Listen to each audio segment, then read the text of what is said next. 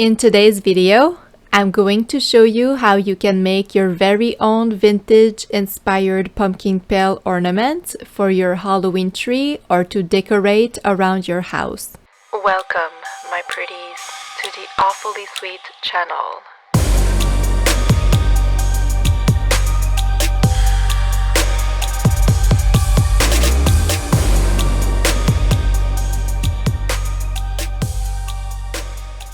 The pattern I'm using is available in my Etsy shop as a PDF pattern. The link is in the description box below. The first thing I do is print the pattern. I recommend printing on cardstock paper. It will be easier to trace around the shapes with a thicker stencil. I'm cutting each shape with scissors. This one is the orange pumpkin pail. This is the finished design with colors. It's not necessary to cut around the shape since it won't be traced on felt. It's more like a reference image that I can look at while working on the project for the colors and details. This one is the yellow part that will go behind the pumpkin pail. This is the mask that will go on top of the pumpkin. The shaded eyes need to be removed. You can do this with a craft knife and a cutting mat. I like to do a small incision in the middle and cut around the shape with scissors.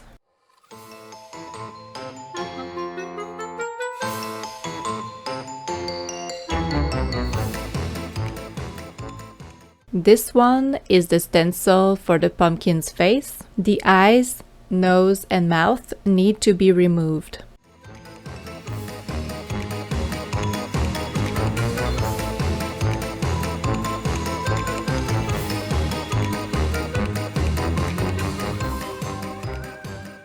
The last part is the details for the eyes. There is a L on the left eye and a R on the right eye. I'm tracing the pumpkin pail on orange felt using an orange acrylic paint pen. I trace it twice for the front and the back of the ornament. I then cut the shapes with scissors. I then place the stencil for the face on top of one of the pumpkin. Using a fine black Sharpie, I trace the eyes, nose, and mouth.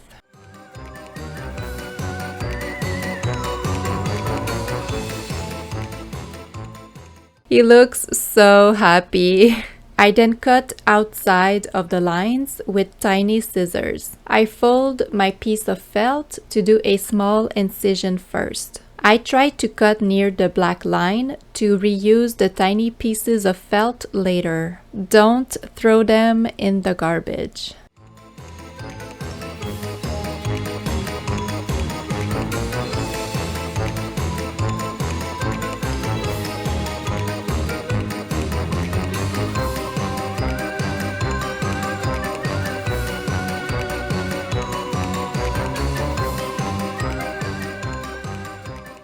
So cute! Using the small pumpkin stencil, I trace the shape on yellow felt and cut it with scissors. I'm going to glue it to the back of the pumpkin's face, making sure it is well centered and cover every hole. I glue it gradually, starting with one of the eyes by putting hot glue all around the shape. I lift the yellow felt to glue the nose and do the same for the other eye.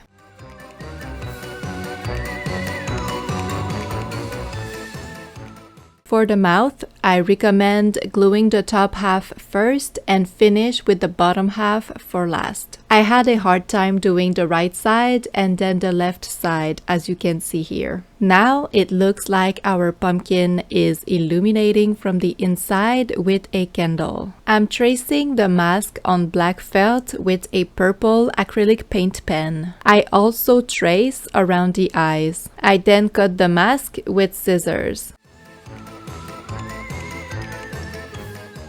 I fold my piece of felt on the eyes to make a first incision and cut outside of the purple line so it won't be visible.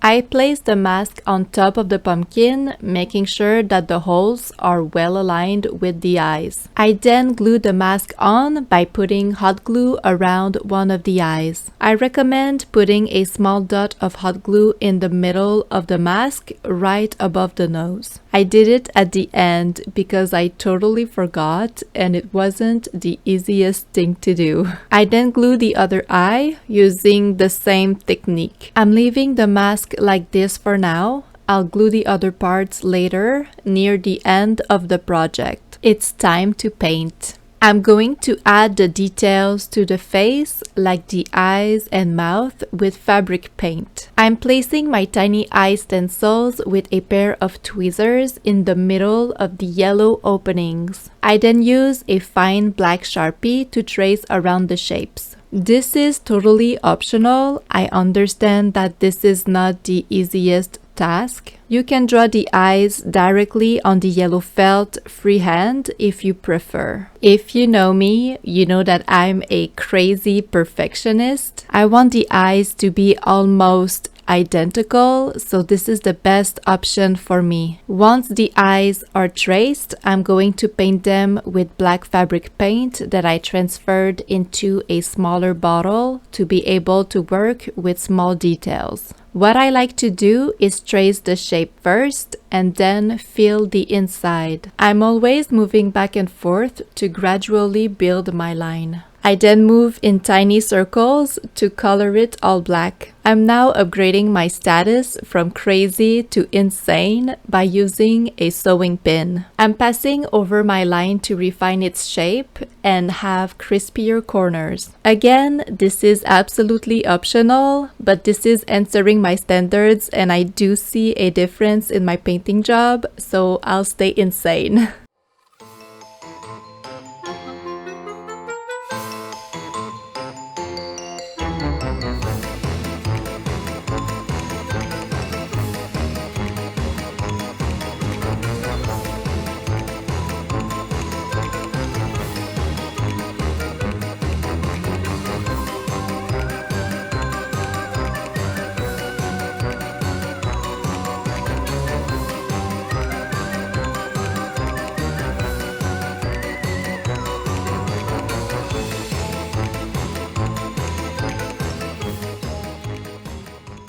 I then trace the teeth by making a line that goes side to side in the middle of the mouth.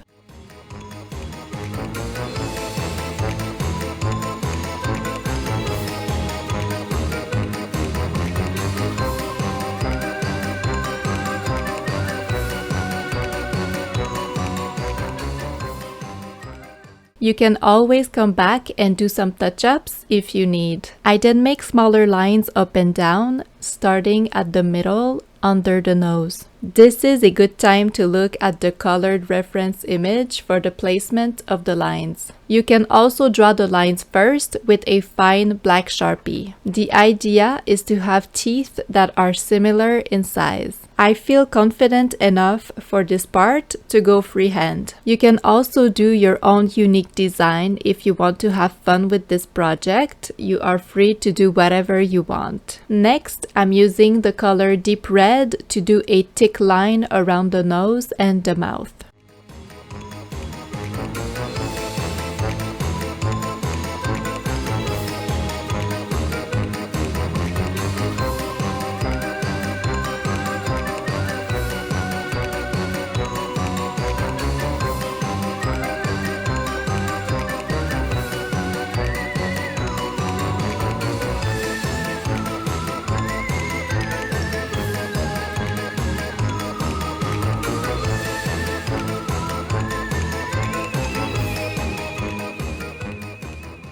To finish, I'll put tiny lines of dandelion yellow above each eye to give them a glowing effect. I start by making a line in the middle and add two smaller ones on each side.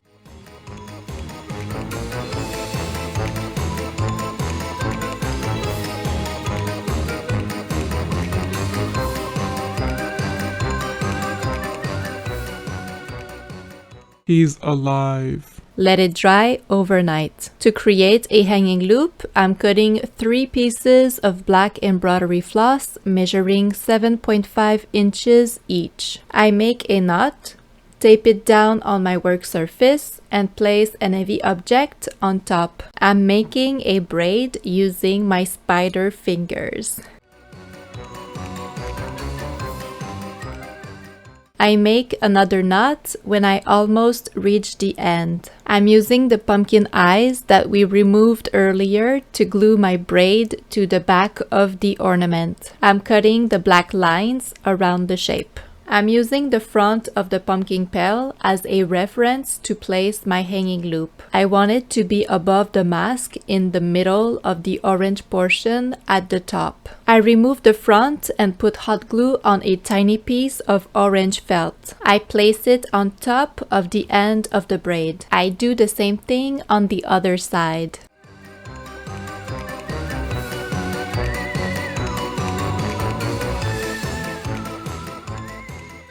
Now it really looks like a pumpkin pail. This is optional, but I like to cut the pieces of felt even smaller once they are glued, especially at the top. Once the paint is dry, I flip the pumpkin to cut the excess of felt on both sides of the mask. To assemble my ornament, I'm using a dark shade of orange, DMC 920 embroidery floss. I make 3 circles around my pumpkin pail to measure the length. I make 2 knots at one hand and place the embroidery floss inside of my needle.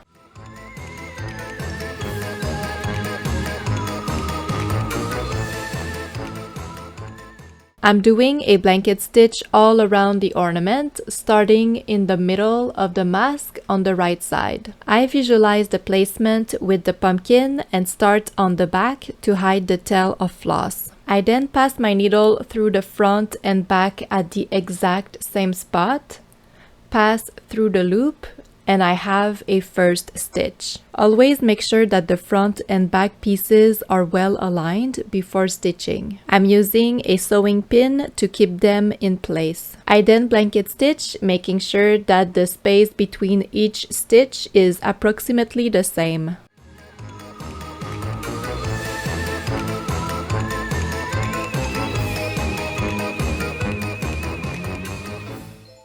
When I reach the sewing pin, I move it further to keep my work in place.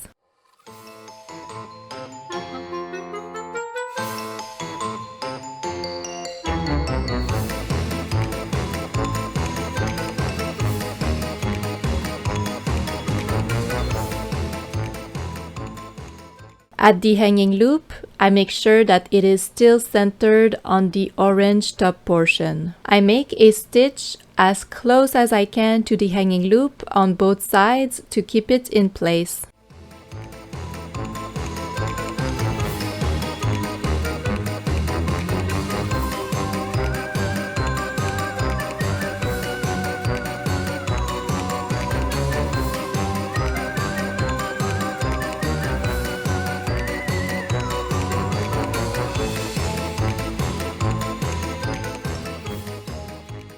I start to fill my ornament with polyester stuffing when half of the top is closed and there is only a small opening left. I try to fill it as much as I can and have it very compact together. You can use a pencil or a small tool to push it to the sides if it's easier for you.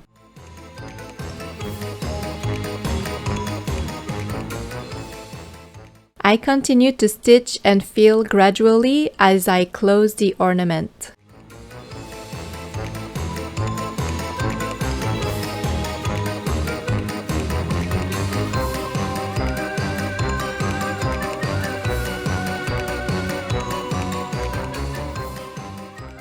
When I reach the end, I come back to my first stitch. I make a knot on the side and place my needle next to it between my 2 pieces of felt to let it come out at the back. I pull very tight on the embroidery floss and cut the excess with scissors. I then remove the polyester stuffing that is sticking out of the ornament with a pair of tweezers. I clean my work surface with a lint roller before moving on to the next step.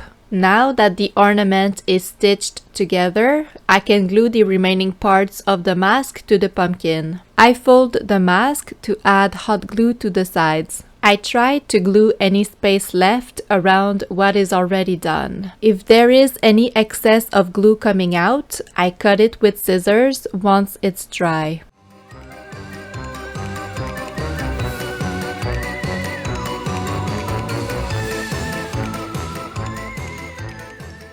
I do a second coat of yellow paint above the eyes. I want the color to really pop, and since it's on black felt, it doesn't look as bright with one coat. I just pass over each tiny lines carefully. For the final details, I mixed the deep red fabric paint that we used previously with only a few drops of water. I'm using a large round brush to paint red cheeks on both sides of the mouth. I do a little circle by gradually adding more paint to the same spot. I don't really move my brush around too much.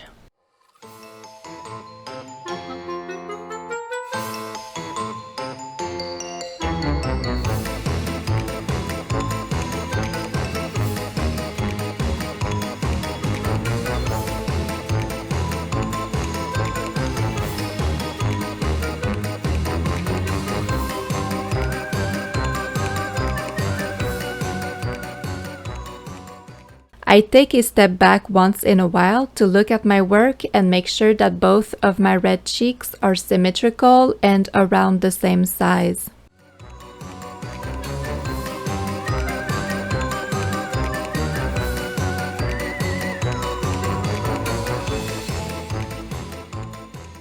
And this completes this vintage-inspired pumpkin pail ornament. I hope that you enjoyed this tutorial and that you feel inspired to make your own. I made a small batch for my Etsy shop in addition to the PDF pattern. If you would like to purchase the ornament, the link is in the description box. If you made it this far and enjoy Halloween DIYs, please be sweet and leave me a little treat by clicking on my pumpkin pail to subscribe to the Awfully Sweet channel. Don't forget to hit the bell notification to know when a new video comes up. There is always enough room on my broom for another crafty ghoul. Thank you for hanging out with me. Have a fabulous day. Bye!